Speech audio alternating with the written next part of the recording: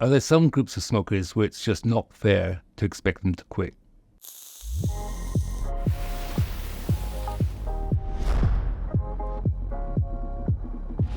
Dr. Sharon Cox, would you like to tell us a little bit about your experience in this field? My work is focused on smoking cessation amongst adults who have tough lives. So people who are experiencing homelessness, people who have other substance dependencies, and those who are experiencing periods of poor mental health. And one of the things that I'm probably known for is my work around offering e-cigarettes to people who are accessing homeless support centres. You and I have worked together for a few years now. I remember when I first got into this field, we were trying to get smoke-free legislation in. There's then Secretary of State for Health, John Reid, said that smoking was one of the few pleasures left to some people, and you should just really leave them alone. Is that not fair enough? No, I don't think that is fair enough. I think that we have to, as a society, think what that represents, that we believe that some people's lives have very few pleasures, that one of the only pleasures that they have is something that actively kills them and harms the people around them with every use.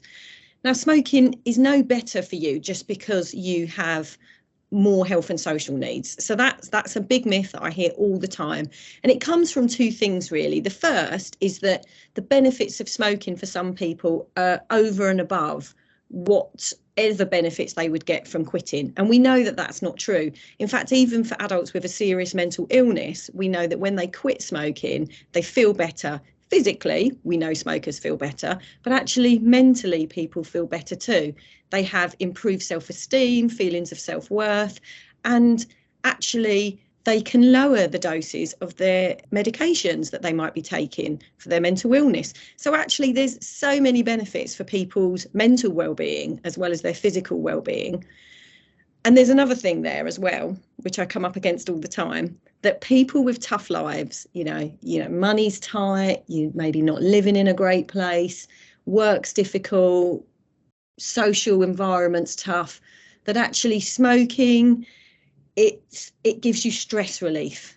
And while it might in that moment of time, what it's actually doing is relieving the withdrawal of nicotine, because nicotine solves a problem that it creates. So actually, if we give people the right doses of nicotine, they can have all the benefits that I just mentioned, but still get the nicotine. So still get some feelings of relief, but actually without the harm. And that falls into the category of tobacco harm reduction.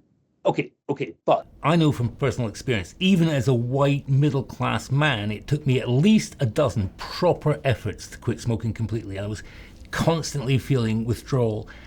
Surely, these people who would be even more addicted in much more difficult lives than me, we're just kind of condemning them to constantly being in this effort to quit.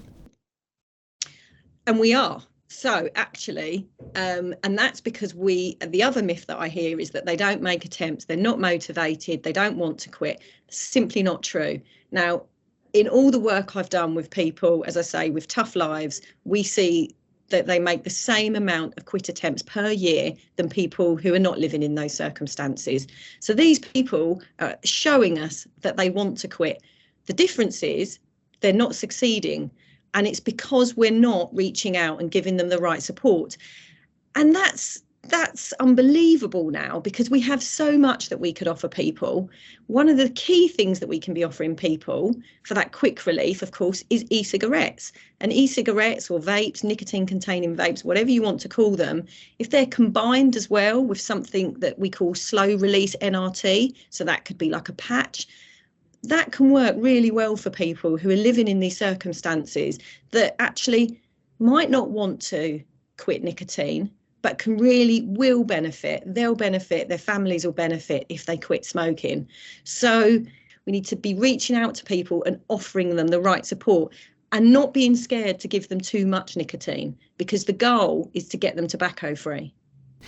Back in lockdown, Sharon, you and I had this dream of getting a swap to stop scheme going on in food banks, and I think that idea of like being shoulder to shoulder with the smoker, with the quitter, is really important. I think what you've told me is that no matter how disadvantaged the smoker is, they're still going to, as likely to want to quit. They're as likely to try and quit. And if they quit successfully, they'll benefit even more than most other smokers. And that there's some things we can do that just makes it a little bit easier. Being on their side, maybe offering a vape and support with a vape, that's a good way to go. Is that about right? That's about right. And just if I could add, let's just make the term hard to reach redundant. These people are not hard to reach. And I think when you and I were considering where we could be making the most impact, being side by side with people who smoke, it was at places like food banks. My work as well in homeless support services. They're not hard to reach. And what we mean by that is they're not coming in to stop smoking services. Well, maybe not. But that doesn't mean they don't want to quit smoking. If you go out to people and offer them the right support, they will bite your hand off. Brilliant. Let's get out there. Thanks, Sharon. All right, Martin.